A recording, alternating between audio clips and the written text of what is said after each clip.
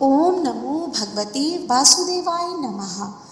पुरुषोत्तम मास में भगवान विष्णु की पूजा करना, जप तप करना और विभिन्न प्रकार के पुराणों को पढ़ना और सुनना बहुत ही शुभ एवं लाभप्रद माना जाता है। ऐसे में हम आपको आज भगवान विष्णु और उनके भक्तों की कथा सुनाने जा रहे हैं।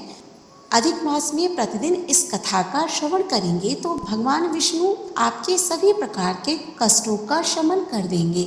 तो इस कथा का श्रवण करने से पहले प्रेम से बोलिए विष्णु भगवान की जय। एक नगर में एक सेठ व सेठानी रहते थे और सेठानी रोज विष्णु भगवान की पूजा करती थी। सेठ को उसका पूजा करना बिल्कुल अच्छा नहीं लगता था। इसी वजह से एक दिन सेठ ने सेठानी को घर से निकाल दिया। घर से निकलने पर वह जंगल की ओर गई तो देखा 4 आदमी मिट्टी खोदने का काम कर रहे थे। उसने कहा कि मुझे नौकरी पर रख लो। उन्होंने उसे रख लिया, लेकिन मिट्टी खोदने से सेठानी के हाथों में छाले पड़ गए और उसके बाल भी उड़ गए। वह आदमी कहते हैं कि बहन, लगता है तुम किसी अच्छे घर की महिला हो, तुम्हें काम करने की आदत नहीं है। तुम यह काम रहने दो और हमारे घर का काम कर दिया करो। वह चारों आदमी उसे अपने साथ घर ले गए और वह 4 मुट्ठी अनाज लाते और सभी बांटकर खा लेते।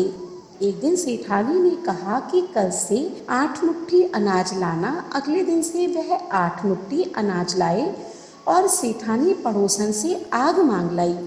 उसने भोजन बनाया, विष्णु भगवान को भोग लगाया, फिर सभी को खाने को दिया। सारे भाई बोले कि बहन, आज तो भोजन बहुत स्वादिष्ट बना है। सेठानी ने कहा कि भगवान का जूठा है तो स्वाद तो होगा ही। सेठानी के जाने के बाद सेठ भूखा रहने लगा और आस पड़ोस के सारे लोग कहने लगे कि यह तो सेठानी के भाग्य से खाता था। एक दिन सेठ अपनी सेठानी को ढूंढने चल पड़ा। उसे ढूंढते हुए वह भी उस जंगल में पहुंच गया जहां वह चारों आदमी मिट्टी खोद रहे थे। सेठ ने उन्हें देखा तो कहा कि भाई, मुझे भी काम पर रख लो। उन आदमियों ने उसे काम पर रख लिया, लेकिन मिट्टी खोदने से उसके भी हाथों में छाले पड़ गए और बाल उड़ने लगे। उसकी यह हालत देखकर चारों बोले कि तुम्हें काम करने की आदत नहीं है, तुम हमारे साथ घर पर चलो और हमारे घर में रह लेना। सेठ उन चारों आदमियों के साथ उनके घर चला गया और जाते ही उसने सेठानी को पहचान लिया, लेकिन सेठानी घूंघट में थी तो सेठ जी को देख नहीं पाई।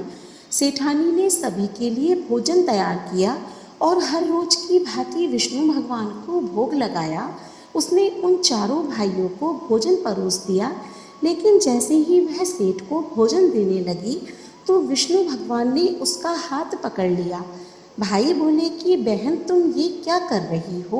वह बोली, मैं कुछ नहीं कर रही, मेरा हाथ तो विष्णु भगवान ने पकड़ लिया है। भाई बोले, हमें भी विष्णु भगवान के दर्शन कराओ। उसने भगवान से प्रार्थना की तो विष्णु जी प्रकट हो गए और सभी ने भगवान के दर्शन किए। सेठ ने सेठानी से क्षमा मांगी और सेठानी को साथ चलने को कहा। भाइयों ने अपनी बहन को बहुत सा धन देकर विदा किया। अब सेठानी के साथ सेठ भी भगवान विष्णु की पूजा करने लगा और इसके परिणाम से उनका घर धन और अन्न से भर गया। अधिक मास में प्रतिदिन इस कहानी का श्रवण करना चाहिए। बोलिए विष्णु भगवान की जय।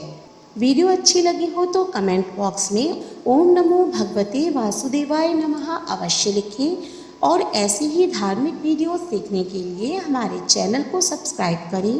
धन्यवाद।